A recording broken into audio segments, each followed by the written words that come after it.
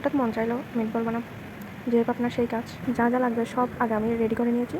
এই যে চিকেন দিয়েছি, তারপরে শুকনো মরিচ, আদা, রসুন, তারপরে পাউরুটি ছিল না, তার জন্য বন নিয়েছিলাম। আমি আমার মতো করে আমার অনুযায়ী সব দিয়েছিলাম। ছোটো ব্র্যান্ডারটার মধ্যে না হওয়ায় বড় ব্র্যান্ডারটা নিয়ে নিলাম। এই যে বন দিয়ে দিলাম এখানে। বন দেওয়ার পর অল্প অবশ্য করেছিলাম রাত 12টায়। তখন আমার মা ব্র্যান্ডারের আওয়াজ শুনে বলতেছে, তোকে এখন কী করি আমি নিজেও চাই না। বকা একটা খেয়ে গেলাম, তবে পেঁয়াজ দিলাম।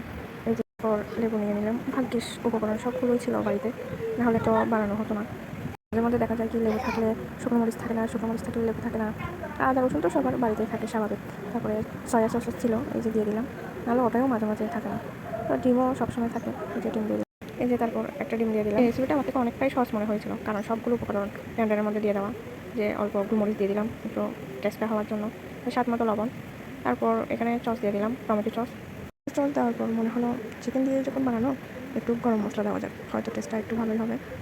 তাই গরম মশলা দিয়ে দিলাম। আমি তো ভয়েই ছিলাম, মনে হচ্ছিলো কেমন যেন উপকরণ সবগুলো নষ্টই হবে, খেতে ভালো হবে না। এই যে সবগুলো ব্লেন্ডার করে নিলাম, এরকম একটু আঠালো আঠালো হবে। বারবার মনে হচ্ছিলো আসলে কি খেতে ভালো হবে। তারপরে ব্লেন্ডার করার পর মনে হলো ঠিকঠাক হয়েছে।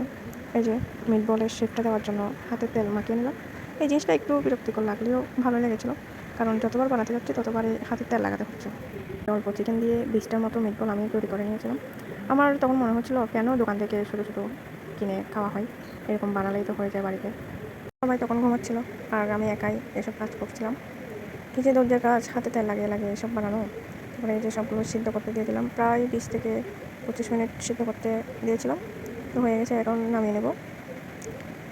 দেখেন দেখতে কেমন হয়েছে। এইখানে যেগুলো চ্যাপটা বা চারকোনা টাইপের দেখতেছেন, ওর মনে করবেন না এগুলো ওরকম হয়ে গিয়েছে, আসলে না, ওই শেপটাই আমি দিয়েছিলাম, চারটার মতো করে করেছিলাম ওরকম করে। তারপরে এই যে সবগুলো সিদ্ধ করে রেখে দিলাম। এবার বানিয়ে ফ্রিজে রেখে দিতে পারেন, অনেক দিন সংরক্ষণ করা যাবে। যখন খাবেন তখন খাওয়ার সময় ভাজি করে নেবেন। ভিডিওটা লং হয়ে গিয়েছে, তাই কীভাবে ভাজি করবেন সেটা দেখালাম না, বা ভিডিওতে দেখিয়ে দেবো।